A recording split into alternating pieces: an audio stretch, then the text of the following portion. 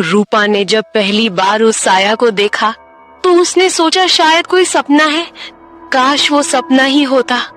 पर नहीं, वो एक जिंदा साया था, मरकर भी अधूरा, हवस से भरा, जिसे सिर्फ लड़कियों के जिस्म से मतलब था। कहते हैं वो बाथरूम की दीवारों में सरकता था, औरतों के गीले बाल सूंघता था। उसकी आंखें नहीं थीं, फिर भी वो देखता था अंदर तक, बहुत अंदर तक। वो मर चुका था, पर उसका ठरक अब भी जिंदा था। रूपा ने जब पहली बार महसूस किया कि किसी ने उसकी पीठ पर सांस ली है, तो वो समझ गई अब बचना मुमकिन नहीं है। ये कहानी है एक ठर की भूत की, जो सिर्फ मौत नहीं, हवस की सजा देने आया है। और शिकार बन चुकी है एक मासूम लड़की, जिसका नाम था रूपा। मैं हूं मैत्री और आप सुन रहे हैं विस्पर्स विद मैत्री। हे गाइस, कैसे हो सब? आई होप सब चिल है। आज की कहानी हर किसी के लिए नहीं है, ये सिर्फ एडल्ट्स के लिए है। अगर आप बच्चे हैं या आपके आसपास बच्चे मौजूद हैं, तो ऑनेस्टली इसे अभी स्किप कर दीजिए। सीरियसली, ये आपके लिए नहीं है। तो चलो अब शुरू करते हैं आलोक के चिलिंग एक्सपीरियंस से जुड़ी ये कहानी। ओ माँ जल्दी आओ, देखो देखो भैया ने क्या कर दिया है। रीना की चीख घर में गूंज गई और इंदुमती का दिल जैसे बैठ गया। ये रीना गार्डन में क्या कर रही है और ऐसे चिल्ला क्यों रही है? और अम्बरीश ने अब क्या किया? बाप रे, अब और नहीं झेला जाता। इंदुमती ने गैस पर से मछली की तरी उतारी और जल्दी जल्दी बाहर भागी, सीधा गार्डन की तरफ। रीना के हाथ में जो हैरिकेन थी, उसकी हल्की पीली रोशनी में जो दिखा, वो कुछ ऐसा था जिसे देखकर कोई भी कांप उठे। अम्बरीश पेड़ की मोटी शाखा से लटक रहा था, गले में कसती हुई रस्सी। इंदुमती जैसे ही बेटे को उस हालत में देखती हैं, उनकी चीख निकल जाती है। अम्बरीश का चेहरा इतना बिगड़ चुका था कि कोई भी देखता तो डर से जड़ हो जाता। बेटा, तूने ये क्या कर दिया? ये कहते ही वो वहीं गिर पड़ी, बेहोश। कई साल बाद काकली पूरे घर में चुपचाप घूम रही थी, हर कोना देख रही थी। दीवारें, खिड़कियां, पुराने पर्दे। कभी किसी दीवार पर हाथ फिराती, कभी किसी पुराने दरवाजे को धीरे से खोलती, जैसे उस घर की रूह टटोल रही हो। सुनो जी, इतना बड़ा घर लिया है, कितने में आया? सच सच बताना, बहुत पैसे लग गए ना? सुब्रत हल्का मुस्कुराया, कंधे उचकाकर बोला, नहीं यार काकली, इतना भी नहीं, सब देवाशीष की वजह से पॉसिबल हुआ। उसके जानने वाले हैं अनिरुद्ध बाबू, यही पुराने मालिक। देवाशीष ने मेरा नाम लिया और बस बिना नेगोशिएशन कम दाम में दे दिया। सीरियसली, अगर देवाशीष ना होता तो ये घर इम्पॉसिबल था। पीछे से उनकी बेटी रूपा ने सीढ़ियों की तरफ देखकर कहा, मॉम, सेकंड फ्लोर देखा हूँ, फर्स्ट फ्लोर तो ड्रीमी है, ऊपर कितना क्लासी होगा ना? सुब्रत ने हंसते हुए कहा, जा बेटा, तेरा ही तो घर है, आराम से देखा। लेकिन जैसे ही रूपा सीढ़ियां चढ़ने लगी, उसके कान के ठीक पास किसी ने काफी दबे आवाज में बोला, ए लड़की, तेरा जिस्म बहुत मुलायम लगता है, दिखाना, मुझे देखना है, तेरे अंदर तक, दे दे मुझे ये नाजुक शरीर, मैं धीरे धीरे चबाऊंगा तुझे। रूपा वहीं की वहीं जम गई, सांस लेना भूल गई कुछ पल के लिए। शरीर एकदम ठंडा, पैर जैसे जमीन से चिपक गए हों। धीरे से गर्दन घुमाई, कांपती हुई बोली, कौन है? सामने आओ प्लीज। कुछ नहीं, बस सन्नाटा। घर में एकदम डेड साइलेंस। कोई परछाई नहीं, कोई आहट नहीं, बस उसकी खुद की धड़कन। शायद दिमाग चल रहा है मेरा, स्ट्रेस या मे बी कोई हेलुसिनेशन। वो खुद को समझाती रही और धीरे धीरे सीढ़ियां चढ़ गई। Second floor. जैसे ही पहुंची, उसकी आंखें थोड़ा चौंधिया गई। वाओ, ये तो फर्स्ट फ्लोर से भी ज्यादा खूबसूरत है। एक तरफ बड़ा सा डाइनिंग एरिया, सामने खुला बरामदा, दोनों तरफ बड़े बड़े रूम्स। लेकिन रूपा का ध्यान उन कमरों में नहीं था। उसका ध्यान अब बस एक चीज पर अटका था, वो आवाज जो किसी और ने नहीं, सिर्फ उसी ने सुनी थी। रूपा धीरे धीरे सेकंड फ्लोर के उस बड़े बरामदे की ओर बढ़ी। बरामदे की रेलिंग पर हाथ रखा और बाहर झांकने लगी। सामने था घर के पीछे फैला हुआ एक गार्डन, बहुत बड़ा, साफ सुथरा, जैसे कोई पुरानी यादों में सजा हो। हर तरफ रंग बिरंगे फूलों की क्यारियां, नींबू, अमरूद, बेल जैसे पुराने फलों के पेड़। एक पल को तो उसे ये गार्डन किसी रॉयल बंगलो जैसा लगा। वाह, इतना पीसफुल लग रहा है यहाँ से। लेकिन फिर अचानक जैसे ही उसने नजरें बाईं और घुमाई, गार्डन के कोने में एक जंगली झाड़ियों से ढका हुआ हिस्सा दिखाई दिया। वहां एक बड़ा सा बेल का पेड़ था, काफी घना, थोड़ा अजीब सा, जैसे बाकी गार्डन से अलग। और फिर उसने देखा, उस पेड़ की एक मोटी सी डाल पर एक लड़का लटका हुआ था, रस्सी से, गले में फंदा कसकर। उसकी गर्दन एक अजीब एंगल में टेढ़ी हो चुकी थी, लेकिन आंखें खुली थीं पूरी तरह, और वो रूपा की ओर देख रहा था। फिर अचानक उसने हाथ उठाया और धीरे धीरे हिलाने लगा, जैसे बुला रहा हो, इधर आ, जरा और पास, तुझे थोड़ा अच्छे से देखना है। रूपा की चीख पूरे फ्लोर में गूंज उठी। माँ, पापा, जल्दी ऊपर आइए। उसकी आवाज सुनते ही काकली और सुब्रत दौड़कर सेकंड फ्लोर पर पहुंचे। वो दोनों हैरान थे। रूपा बरामदे में खड़ी थी, दोनों हाथ मुंह पर रखे, सांसें उखड़ी हुई, आंखें डरी हुई। काकली तुरंत दौड़कर उसके पास पहुंची। क्या हुआ रूपा, इतनी जोर से क्यों चिल्ला रही थी? कोई चोट लगी है क्या? रूपा कांपती हुई आवाज में बोली। माँ, वो देखो, बेल के पेड़ पर वो लड़का गले में रस्सी डालकर लटका है, मेरी तरफ देख रहा था माँ, और हाथ हिला हिला कर बुला रहा था। उसकी आंखें बंद नहीं थी माँ, वो हंस रहा था।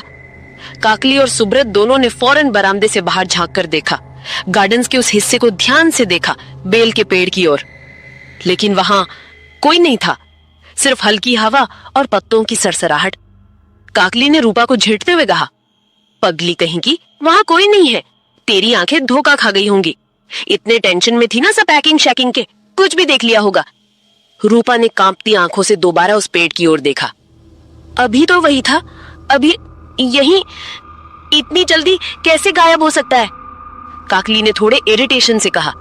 बहुत हुआ ड्रामा, कुछ भी सोचती रहती है तू। चल अब नीचे आ, खाना खा, दिमाग मत खराब कर। डाइनिंग टेबल पर बैठी थी, लेकिन उसका ध्यान प्लेट में नहीं था। वो चुप थी, लेकिन उसके माथे पर पसीना था। काकली ने कहा, क्या हुआ अब? फिर से वही पेड़ वाला सोचना बंद कर। रूपा ने जबरदस्ती खाना मुंह में डाला, लेकिन तभी एक सर्द सांस उसकी गर्दन पर टकराई, ठंडी, गीली, जैसे किसी ने बिल्कुल पास आकर फूंक मारी हो। और फिर किसी ने उसके ठीक कान के पास बहुत धीमे से कहा, बस एक बार तुझे अकेला पाऊं, तुझे काट काट के खाऊंगा, तेरे मम्मी पापा कुछ नहीं कर पाएंगे, कुछ नहीं। रूपा का हाथ कांप गया, चम्मच गिर गया। किसी ने उसे देखा नहीं, लेकिन वो जानती थी कोई था वहीं। 5 दिन बाद। उफ, कितनी देर हो गई आज। चलो जल्दी से फ्रेश हो जाती हूँ। रूपा ने थका हुआ बैग नीचे रखा, अपने सारे कपड़े उतार कर और बाथरूम में चली गई। शावर ऑन करते ही पानी की ठंडी धार उसके सिर से लेकर पैरों तक बहने लगी। आहा, कितना सुकून है यहाँ। लेकिन तभी एक ठंडी लहर उसके कान से गुजरी, आज तुझे नहीं छोड़ूंगा। अचानक उसे महसूस हुआ कि उसके पीछे से किसी के 2 ठंडे बर्फीले हाथ आकर उसके ब्रेस्ट्स को मसल रहे हैं और कानों के पास कोई फुसफुसाया, आज तेरा ये सुंदर शरीर मैंने पा लिया है, आज तुझे नहीं छोड़ूंगा, तेरा पूरा शरीर आज मैं खाऊंगा। नहीं, ये तो वही है, फिर से वही चेहरा, वही डरावनी मुस्कान, एकदम पास। हटा, दूर जा प्लीज। क्या चाहते हो तुम? क्यों कर रहे हो ऐसा मेरे साथ? क्यों नहीं छोड़ते मेरा पीछा? रूपा डर से फ्रीक आउट हो गई। उसने धीरे धीरे पीछे मुड़कर देखा तो वही लड़का उसके पीछे नेकेड खड़ा था और उसकी ओर देखकर हंस रहा था। रूपा उसे देखकर चीखते हुए रोने लगी और बोली, क्या चाहते हो तुम? क्यों पीछा कर रहे हो मेरा? आप मुझे दिन रात क्यों डरा रहे हो? क्या चाहते हो? उस भूत ने कुछ नहीं कहा, बस क्रीपी तरह से मुस्कुराते हुए रूपा को बाथरूम की दीवार से सटा दिया। वो रूपा के भीगे हुए नेकेड बॉडी पर अपने सख्त होंठ फेराने लगा और बीच बीच में उसके ब्रेस्ट्स को काटने लगा। रूपा ये सब सहन नहीं कर पा रही थी। वो एक दबी हुई सिसकी के साथ बोली, प्लीज आप छोड़ दीजिए, मुझे बहुत दर्द हो रहा है, प्लीज छोड़ दीजिए। उसने दरवाजा खोलने की कोशिश की, जोर लगाया, फिर धक्का मारा। खुल जा प्लीज, प्लीज, कोई मुझे बचाओ।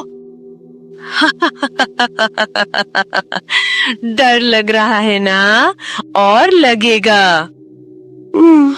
मम्मी, कोई है क्या? लेकिन उस प्रेत लड़के ने रूपा की एक न सुनी। रूपा को तड़पती हुई देखकर, आज मैं शांत हुआ, आज मैं तृप्त हुआ। तेरे सुंदर शरीर को भोगकर मेरी लालसा आज मिटी है। अब से सिर्फ तू मेरी है, तू सिर्फ मेरी है। रूपा की सांसें हल्की हो गईं। वो फर्श पर गिर पड़ी। आंखें धीरे धीरे बंद हो रही थीं। कमरे में सब कुछ रुक गया, लेकिन हवा में अब भी कुछ बचा था। मैं फिर आऊंगा। उसी रात। ए रूपा, खाने आजा, बहुत रात हो गई है, क्या आज तू नहीं खाएगी? काकेली ने ड्राइंग रूम से आवाज दी। माँ, आज मेरी तबीयत ठीक नहीं है, बहुत थक गई हूँ, आप खा लो ना, मैं नहीं खाऊंगी। काकेली जल्दी से उठी और रूपा के कमरे तक आई। दरवाजा हल्का सा खुला था। अंदर झांक कर देखा। अंधेरे में रूपा बिस्तर पर पड़ी थी। साइड लैंप की हल्की पीली रोशनी में उसका चेहरा उतरा हुआ लग रहा था। बिटिया, कुछ खा तो ले, खाली पेट दवा भी नहीं चलेगी। बस नींद आ रही है, थोड़ा सोने दो। ठीक है, आराम कर ले, मैं दरवाजा बंद कर रही हूँ, कुछ चाहिए हो तो आवाज देना। काकली धीरे से दरवाजा बंद करती है। आधी रात को। ओ माँ गो, ओ बाबा गो, छत पे क्या है वो? काकली की चीख सुनकर सुब्रत बाबू और रूपा दोनों के कमरे से दौड़ते हुए निकले। काकली, क्या हुआ? किसकी चीख थी वो? सुब्रत बाबू ने पूछा। वो छत पे था, हमारे कमरे में, उल्टा लटका हुआ एक लड़का, खून टपक रहा था मुंह से, उसकी आंखें जैसे लाल आग की तरह जल रही थी। रूपा सन्नाटे के बाद, माँ, आपने भी देख लिया ना? अब तो मांगोगे पापा, अब तो बोलोगे कि मैं झूठ नहीं कह रही। बकवास है सब, सुब्रत बाबू गुस्से से बोले। नींद में सपना देखा होगा तुम दोनों ने, हर रोज वही नाटक। अब बंद करो ये सब, जाके सो जा। और तू भी, वो रूपा की तरफ देखकर बोले। रूपा बिना कुछ कहे वापस अपने कमरे की तरफ लौट गई। रूपा का कमरा। दरवाजा बंद करते ही रूपा की सांसें तेज चलने लगी। वो बेड पर बैठी ही थी कि एक अजीब सी गंध नाक में घुसी, सड़ी मांस जैसी। उसकी नजर खुद ब खुद अलमारी की तरफ गई। अलमारी के ऊपर बैठा था वही लड़का, पैर लटकाए। अंधेरे में उसकी आंखें चमक रही थी और होठों पर वही गंदी भूखी मुस्कान। फिर आ गए आप, क्या चाहिए आपको? प्लीज चले जाइए। बोला ना, तेरा शरीर चाहिए मुझे, देना, दिखाना, काट काट के खा जाऊं तुझे। क्यों कर रहे हो ये? क्या बिगाड़ा है मैंने आपका? क्योंकि मजा आता है, तेरा डर, तेरा रोना, बहुत स्वाद आता है। पापा, मम्मी, कोई है? हेल्प! दरवाजे की पीटने की आवाज। रूपा ने भागकर दरवाजा खोला, पर दरवाजा जैसे भीतर से बंद हो गया था। खुल क्यों नहीं रहा? प्लीज प्लीज कोई दरवाजा खोलो। रोशनी झपकने लगी। पंखा अपने आप बंद हो गया। दीवारों से सीलन जैसा पानी बहने लगा। अब वो अलमारी से गायब हो चुका था। कहाँ गए? कहाँ हो तुम? देखो तो सही। भीतर से फिर वही बाबा आवाज, यहीं हूँ तेरे पीछे। रूपा ने मुड़कर देखा। लड़का अब उसके ठीक पीछे खड़ा था। उसके चेहरे से खून टपक रहा था। गर्दन एक तरफ झुकी हुई, आंखें गड्ढों में धंसी हुई, मगर लगातार घूरती हुई। हट जा, मत छू मुझे, मत छू। एक तेज झटका लगा। रूपा दीवार से टकराई और नीचे गिर पड़ी। उसकी सांसें धीमी होने लगी, आंखें बंद होने लगी। फिर सन्नाटा। कमरे में एक अजीब सी शांति छा गई थी, मगर वो शांति किसी तूफान से पहले वाली नहीं थी। वो थी एक अधूरी सांस की, एक बचे हुए डर की और एक अंधेरे में छिपे वादे की कि वो फिर लौटेगा उसी रात। ए रूपा, खाने आजा, बहुत रात हो गई है, क्या आज तू नहीं खाएगी? काकली ने ड्राइंग रूम से आवाज दी। माँ, आज मेरी तबीयत ठीक नहीं है, बहुत थक गई हूँ, आप खा लो ना, मैं नहीं खाऊंगी। काकली जल्दी से उठी और रूपा के कमरे तक आई। दरवाजा हल्का सा खुला था। अंदर झांक कर देखा। अंधेरे में रूपा बिस्तर पर पड़ी थी। साइड लैंप की हल्की पीली रोशनी में उसका चेहरा उतरा हुआ लग रहा था। बिटिया, कुछ खा तो ले, खाली पेट दवा भी नहीं चलेगी। बस नींद आ रही है, थोड़ा सोने दो। ठीक है, आराम कर ले, मैं दरवाजा बंद कर रही हूँ, कुछ चाहिए हो तो आवाज देना। काकली धीरे से दरवाजा बंद करती है। आधी रात को। माँ गो, बाबा गो, छत पे क्या है वो?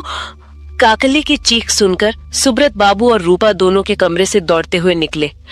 काकली, क्या हुआ? किसकी चीख थी वो? सुब्रत बाबू ने पूछा। वो छत पे था, हमारे कमरे में, उल्टा लटका हुआ एक लड़का, खून टपक रहा था मुंह से, उसकी आंखें जैसे लाल आग की तरह जल रही थी। रूपा सन्नाटे के बाद। माँ, आपने भी देख लिया ना? अब तो मांगोगे पापा? अब तो बोलोगे कि मैं झूठ नहीं कह रही? बकवास है सब, सुब्रत बाबू गुस्से से बोले। नींद में सपना देखा होगा तुम दोनों ने, हर रोज वही नाटक। अब बंद करो ये सब, जाके सो जा। और तू भी, वो रूपा की तरफ देखकर बोले। रूपा बिना कुछ कहे वापस अपने कमरे की तरफ लौट गई। रूपा का कमरा। दरवाजा बंद करते ही रूपा की सांसें तेज चलने लगी। वो बेड पर बैठी ही थी कि एक अजीब सी गंध नाक में घुसी, सड़ी मांस जैसी। उसकी नजर खुद ब खुद अलमारी की तरफ गई। अलमारी के ऊपर बैठा था वही लड़का, पैर लटकाए। अंधेरे में उसकी आंखें चमक रही थी और होठों पर वही गंदी भूखी मुस्कान। फिर आ गए आप, क्या चाहिए आपको? प्लीज चले जाइए। बोला ना, तेरा शरीर चाहिए मुझे, देना, दिखाना, काट काट के खा जाऊं तुझे। क्यों कर रहे हो ये? क्या बिगाड़ा है मैंने आपका? क्योंकि मजा आता है, तेरा डर, तेरा रोना, बहुत स्वाद आता है।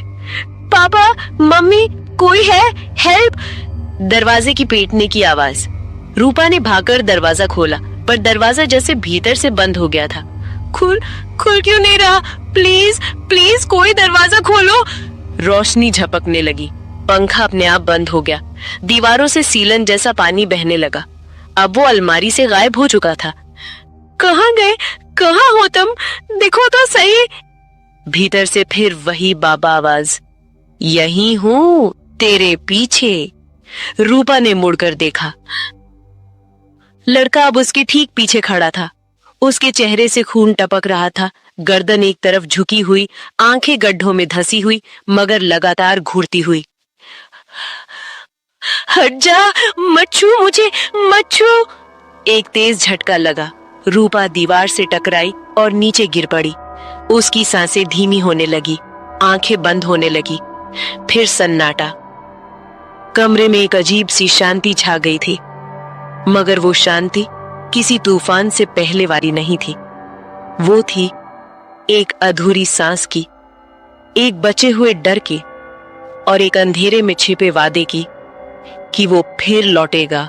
2 दिन बाद की सुबह रूपा की माँ काकली छत पर बड़ी सुखा रही थी। हल्की धूप थी और हवा में सोंधी मिट्टी के खुशबू। तभी पड़ोस की छत से सुशांति दीदी ने मुस्कुराकर आवाज दी। क्यों गो काकली, बड़ी दे रही हो क्या? काकली ने हंसते हुए जवाब दिया। हाँ दीदी, रूपा के पापा और रूपा को बड़ी बहुत पसंद है, इसलिए 1 साल की तैयारी कर रही हूँ। सुशांति दीदी भी हंसी। हमारे यहाँ तो अब खाने वाला कोई है नहीं। हाँ, सर्दियों में पीठे पूली बनते हैं। तुम्हें एक दिन बुलाऊंगी, आना पड़ेगा। कुछ देर बाद उन्होंने अचानक पूछा, अच्छा काकुली, तुमने जो ये नया घर लिया है सब ठीक चल रहा है ना? रूपा को तो कोई दिक्कत नहीं? ये सुनते ही रूपा की नसों में सिहरन दौड़ गई। उसका चेहरा डर से पीला पड़ गया। काकली ने चौंक कर पूछा, क्यों दीदी, आप ऐसा क्यों पूछ रही हैं? इस घर में कुछ है क्या? सुशांति दीदी ने गला धीमा करके कहा, अरे जो लोग पहले इस घर में रहते थे ना, वो कहते थे कि एक लड़की की आत्मा यहाँ भटकती है। कभी पीछे के पेड़ पर उल्टा लटका दिखता, कभी छत से, और अगर घर में कोई जवान लड़की होती तो उन्होंने रूपा की तरफ देखा। रूपा बेटा, तुम्हें तो किसी ने परेशान नहीं किया ना? रूपा ने घबराकर झूठी मुस्कान दी, सिर हिलाया, नहीं, और जल्दी से सीढ़ियां उतर गई। कुछ ही देर में नीचे से धप की आवाज आई। काकली दौड़ी तो देखा रूपा अपने कमरे के सामने बेहोश पड़ी थी। काकली चिल्लाई, रूपा, और तुरंत उसे हॉस्पिटल लेकर निकल गई। डॉक्टर मोहंती ने रिपोर्ट देखते हुए गंभीर आवाज में कहा, मिसेस काकली, आपकी बेटी 3 महीने की प्रेग्नेंट है। काकली का चेहरा जैसे सफेद पड़ गया। रूपा चीख पड़ी, इम्पॉसिबल, ये नहीं हो सकता। डॉक्टर ने नजरें झुकाए बिना कहा, रिपोर्ट साफ कहती हैं आप प्रेग्नेंट हैं मिस रूपा। काकली का खून खौल उठा। उन्होंने गाल पर जोरदार थप्पड़ मारा।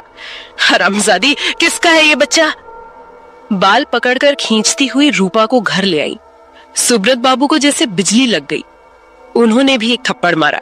रूपा, तुझे पढ़ाया लिखाया ये दिन देखने के लिए? रूपा उनके पैरों में गिर गई। नहीं बाबा, मैं सच बोल रही हूँ, कोई इंसान नहीं है। वो लड़का, वो हर जगह पीछा करता है, वो इंसान नहीं है। फिर रूपा ने सब कुछ बता दिया। वो साया, हर रात, डर, घुटन और वो हमला। सुब्रत और काकली चुप, चेहरा सफेद, आंखें फटी। तभी मुख्य दरवाजे पर दस्तक हुई। सुब्रत ने दरवाजा खोला। सामने खड़े थे छोटे मामा, गगन बिहारी मामा। कुछ अजीब सा ठहराव था उनके चेहरे पर। बहू, कैसी हो? भाई साहब से सुना तुम लोग नए घर में आ गए हो, सोचा मिल लूं। लेकिन उनके कदम जैसे जमीन से चिपक गए हों। उन्होंने दरवाजे की चौखट के ऊपर नजरें टिका दी और अंदर झांकने लगे, जैसे कुछ देख रहे हों जो दूसरों को नहीं दिखता। लेकिन जैसे ही मामा ने घर में पैर रखा, एक कदम पीछे हट गए। अलार्म्ड, सुब्रत ने घबराकर पूछा, क्या हुआ छोटे मामा? मामा ने चारों ओर नजर दौड़ाई, फिर फटकार के अंदाज में बोले, तुम लोगों ने मनहूस घर खरीदा है। सुब्रत कांपती आवाज में, क्या कह रहे हैं आप? मामा ने सीरियस आवाज में कहा, इस घर में एक हवस में डूबी आत्मा है और वो अब रूपा पर नजर गड़ा चुकी है। काकली और सुब्रत ने पूछा, आपको कैसे पता? मैं समझ गया, रूपा को बुलाओ। रूपा ने मामा के सामने सब बता दिया और फिर उनके पैरों में गिर पड़ी। दादू, वो बच्चा इंसान का नहीं है। मामा ने रूपा को बेड पर लिटाया, एक चमकीला नीला पत्थर पेट पर रखा, मंत्र पढ़ने लगे। फिर आंखें खोलकर बोले, हाँ, रूपा सच कह रही है, ये बच्चा आत्मा का है और रूपा बहुत बड़े खतरे में है। सुब्रत टूट गए। बेटा, मुझे माफ कर दे, मैं तुझे समझ नहीं पाया। उन्होंने मामा से पूछा, अब क्या करें? गगन बिहारी मामा बोले, पहले मुझे इस घर का अतीत जानना होगा। सुब्रत ने कहा, कल सुबह मैं आपको इस घर के पुराने मालिक अनिरुद्ध बाबू के पास ले चलूंगा। अगली सुबह सुब्रत और गगन बिहारी मामा अनिरुद्ध बाबू के घर पहुंचे। दरवाजा एक लड़की ने खोला। सुब्रत ने पूछा, बाबूजी घर पर हैं? हमें उनसे एक बहुत जरूरी बात करनी है। लड़की थोड़ी देर चौंकी, फिर उन्हें अंदर ले गई।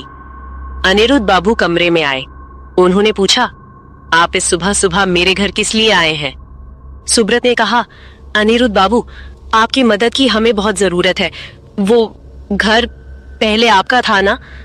क्या वहां आपके परिवार के साथ कुछ अजीब हुआ था? अनिरुद्ध बाबू का चेहरा कठोर हो गया। आप ये सवाल क्यों कर रहे हैं? सुब्रत ने हिचकिचाते हुए कहानी शुरू की। मेरी बेटी रूपा, उसमें कुछ बदला हुआ है, लगातार कुछ इसे परेशान कर रहा है, हमें डर लग रहा है। अनिरुद्ध बाबू ने कहा, आपकी बेटी से जो हुआ है उससे मुझे क्या मतलब? मैं कोई मदद नहीं कर सकता और हमारे साथ वहां कोई दुर्घटना नहीं हुई थी। अब कृपया आप लोग यहाँ से चले जाएं। एकदम सन्नाटा छा गया। फिर एक हल्की सी आवाज आई, रुक जाइए, मैं आपसे कुछ कहना चाहती हूँ। सुब्रत और मामा रुक गए। इंदुमती जोर से रो रही थी। मेरे पति, उन्होंने आपसे झूठ कहा है। उस घर में रहते हुए हमारे परिवार के साथ एक बहुत बड़ी दुर्घटना हुई थी। 4 साल पहले मेरे छोटे बेटा अम्बरीश बहुत होशियार था। कटक के एक कॉलेज में पढ़ता था। वहां उसे प्रियदर्शिनी नाम की लड़की से प्यार हो गया। वो बड़े वकील की बेटी थी। इसके पिता ने शर्त रखी, नौकरी मिलने पर शादी करेंगे। अम्बरीश को नौकरी मिली, लेकिन जब वो अपनी बात लेने गया, उसे अपमानित कर भगा दिया गया, क्योंकि वो केवल एक क्लर्क था। और उसके कुछ दिनों में प्रियदर्शिनी की शादी हो गई किसी और से। अम्बरीश ये दर्द सह न पाया और बेल के पेड़ से लटककर उसने अपनी जान ले ली। इंदुमती टूटकर रो पड़ी। हम उसे कभी नहीं भूल पाए, इसलिए घर छोड़ दिया था। लेकिन उसके बाद जो भी किराएदार आया, उसके घर की जवान लड़की बार बार कहती है कि कोई आत्मा उसे परेशान करती है। गगन बिहारी मामा ने धीरे से कहा, आपका बेटा अब इस दुनिया में नहीं है, पर उसकी आत्मा वहां अधूरी रह गई है। इंदुमती ने सिर झुकाया। आंसू रोके नहीं जा रहे थे। वो अब एक आत्मा बन चुका है, लेकिन आपकी बेटी को केवल एक ही इंसान बचा सकता है। मामा ने पूछा, कौन?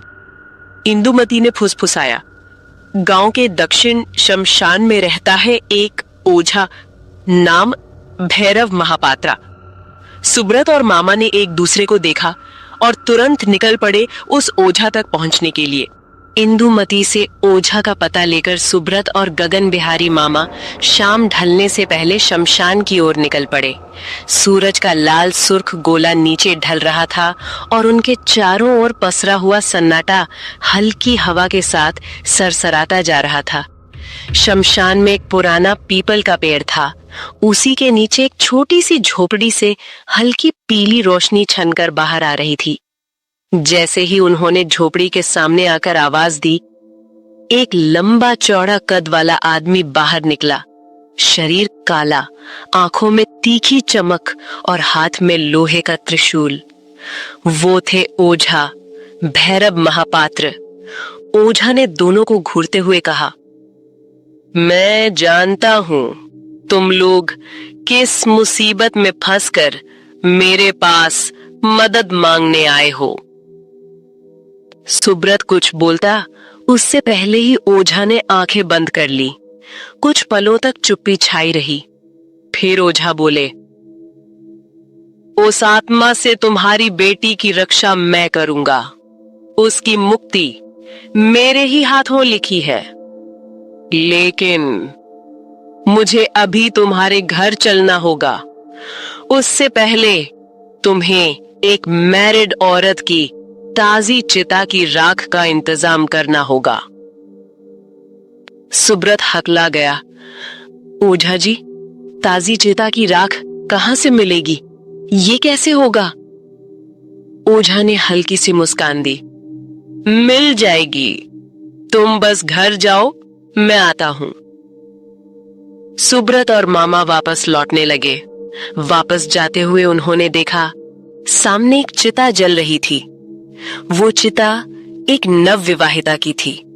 वो दोनों दूर खड़े रहे, चिता के बुझने का इंतजार करते रहे। राख जब ठंडी हो गई तो सुब्रत ने एक लाल कपड़े में थोड़ी राख समेट ली और धीरे से उसे बांध लिया। घर लौटते ही जैसे ही अंदर घुसे, काकली नीचे भागती हुई आई। उनकी आंखें सूजी हुई थी। जल्दी ऊपर चलिए, देखिए रूपा कैसी कर रही है। वे ऊपर गए तो देखा कि रूपा बेड पर बुरी तरह तड़प रही थी और हवा में किसी अनदेखे से लड़ भी रही थी। मुझे छोड़ दीजिए, मैं आपके साथ नहीं जाऊंगी, प्लीज मत ले जाइए मुझे। लेकिन जो सबसे डरावना था वो ये कि कुछ ही घंटों में रूपा का पेट 8 महीने की प्रेग्नेंट औरत जैसा फूल गया था और अंदर से कुछ हिल रहा था। सुब्रत कांप उठा, उसकी आंखों में डर जम गया था। तभी पीछे से ओझा भैरव महापात्र की गूंजती आवाज आई, मेरे रहते तुम्हारी बेटी को कुछ नहीं होगा। ओझा सीधे कमरे में घुसे, अपनी झोली से एक कांच की पुरानी बोतल निकाली और उसके भीतर का जल रूपा के पेट पर छिड़क दिया। छिड़कते ही पेट का हिलना एकदम से रुक गया और रूपा शांत हो गई, जैसे किसी ने उसके ऊपर से कोई साया हटा लिया हो। फिर ओझा ने कमरे के कोने में यज्ञ शुरू किया। सुब्रत से लाई गई चिता की राख को अपने हाथ में लिया, उस पर कुछ संस्कृत मंत्र फूंके और फिर उसे अचानक रूपा की पेट की ओर फेंक दिया। तभी रूपा के पेट से एक गाढ़ा काला धुआं निकला, जैसे किसी प्रेत का साया हो। वो धुआं सीधा उस राख की पोटली में समा गया। ओझा ने झट से वो पोटली उठाई और उसे एक लकड़ी के ताबूत नुमा बक्से में बंद कर दिया। रूपा का पेट धीरे धीरे नॉर्मल हो गया, जैसे कुछ हुआ ही नहीं। ओझा ने काला धागा निकाला, उसमें कुछ तांत्रिक पत्थर बंधे थे। उन्होंने वो रूपा की राइट हैंड में बांधते हुए कहा, ये ताबीज इसकी कलाई से कभी उतरना नहीं चाहिए। अगर ये उतरा तो वो आत्मा फिर लौटेगा और इस बार हमेशा के लिए इसे अपने साथ ले जाएगा। काकली रोते हुए ओझा के पैरों में गिर पड़ी। ओझा जी, आप न होते तो मेरी बेटी आज जिंदा नहीं होती। हम आपके शुक्रगुजार हैं। 5 साल बीत चुके थे। रूपा की जिंदगी उस भयानक रात के बाद फिर से नॉर्मल हो गई थी। हर चीज जैसे पटरी पर लौट आई थी। कॉलेज, दोस्त, हंसी ठिठोली, सब कुछ। माम, पापा, मेरे सारे कॉलेज फ्रेंड्स अगले महीने दारिंगबाड़ी जा रहे हैं। मैं भी जा सकती हूँ ना, प्लीज? नहीं बेटा, तू नहीं जाएगी वहाँ। मॉम प्लीज, सब जा रहे हैं, बस 4 दिन की ट्रिप है। बहुत मनाने पर काकली ने धीरे धीरे हामी भर दी। ठीक है, लेकिन ध्यान रखना। रूपा दोस्तों के साथ दारिंगबाड़ी चली गई, पर ये कोई नहीं जानता था कि वो इस बार वापस नहीं लौटेगी। दारिंगबाड़ी जाने के चौथे दिन सुब्रत बाबू के पास रूपा की दोस्त रुचि का फोन आया। हेलो रुचि, क्या हुआ बेटा, तू रो क्यों रही है? रूपा ठीक है ना? चाचू, आज सुबह हम लोग एक पहाड़ी जगह घूमने गए थे और रूपा का पैर फिसल गया। वो खाई में गिर गई चाचू। उसकी बॉडी अभी तक नहीं मिली है। क्या हुआ? किसका फोन था? कुछ बोलिए तो। हमारी बेटी अब इस दुनिया में नहीं रही। काकली वहीं फर्श पर गिर पड़ी, बेहोश। चूंकि ये एक एक्सीडेंट था, रूपा का 3 दिन का श्राद्ध अनुष्ठान किया गया। तीसरे दिन शाम को काकली अकेले रूपा के कमरे में गई, उसकी तस्वीर पर माला चढ़ाने। उन्होंने फोटो को बिस्तर पर रखा और तभी उनकी नजर ड्रेसिंग टेबल पर गई और वहीं रखा था वो काला तावीज। वही तावीज जो 5 साल पहले ओझा ने रूपा के हाथ में बांधा था। तावीज? ये यहाँ कैसे? दारिंगबाड़ी जाने से पहले उसने इसे कब खोला? मैंने तो देखा ही नहीं।